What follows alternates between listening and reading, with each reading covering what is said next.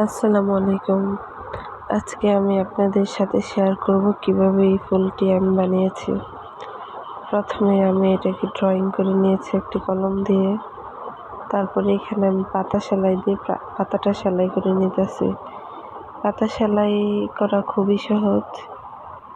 আসলে খুব বেশি সেলাই যে পারতে হবে এরকম কোনো কথা না। আপনি 2-1টা সেলাই পারলেই আপনি জামার কাজ বা যে কোনো কিছুতে আর কি হাতের কাজ করতে পারবেন। আমিও প্রথম পারি নাই। আমি শুধু একটা জামা শুধু ক্রস সেলাই দিয়ে পুরোটা জামা শেষ করেছি। তো এখন আলহামদুলিল্লাহ সব সেলাই প্রায় পারি।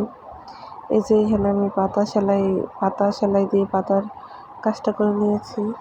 তারপরে এই যে এখানে ফুলটা করার জন্য আমি এখানে একটা বেবি পিঙ্ক কালার সুতো নিয়েছি। আর এই সুতোগুলো হচ্ছে সুতির লাচ্ছি সুতা। এই যে এই সেলাইটাও খুবই সহজ। আসলে দেখতে কীরকম দেখা যায় তা বলতে পারতেছি না, কিন্তু আসলেই খুব সহজ। এটা শুধু এই যে সুইটা উঠিয়ে তারপরে আবার সমান দূরত্বে সুইটাকে নিয়ে মাথায় গেঁথে তারপরে এখানে প্যাচ দিতে হয়। এখানে আপনার ইচ্ছা মতো বলতে দূরত্ব অনুযায়ী এইখানে আমার যতটুকু দূরত্ব আমি 8বার প্যাচ দিয়েছি।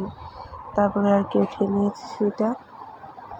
এই যে দেখুন, এভাবে আমি পুরো কাজটা ঘুরিয়ে পুরো কাজটা করে ফেলেছি। আসলে দেখতে দেখতে মনে হয় যে ছোট্ট একটা ফুল, কিন্তু আসলে এর পিছনে আমার শ্রম। এই যে তারপরে আমি মাঝখানে ফ্রেঞ্চ নট দিতেছি। এখানে খয়েরি কালার একটা সুতো নিয়েছি। এই সুতো দিয়ে এখন আমি ফ্রেঞ্চ নটগুলো করে নেব। ফ্রেঞ্চ নটও কিন্তু এক ধরনের ফুল। এটা হয়তো বা ছোটো, কিন্তু আসলে এইটাও এক ধরনের গোলাপের মতো, যেটাকে বলে মিনি রোজ। এই যে দেখেন, এই সেলাইটাও খুবই সহজ। এই সেলাইটাই আসলে মানে মূলত এই যে ফুলের রেণুর মতো করে আর কি দেওয়া হয়, মানে ফুলের মাঝখানে আর কি বসে।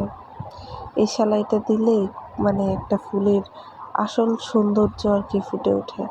এই যে দেখুন, প্রথমে কীরকম ছিল আর এই যে আর এখন এইটুকু দেওয়াতে কি সুন্দর লাগতেছে।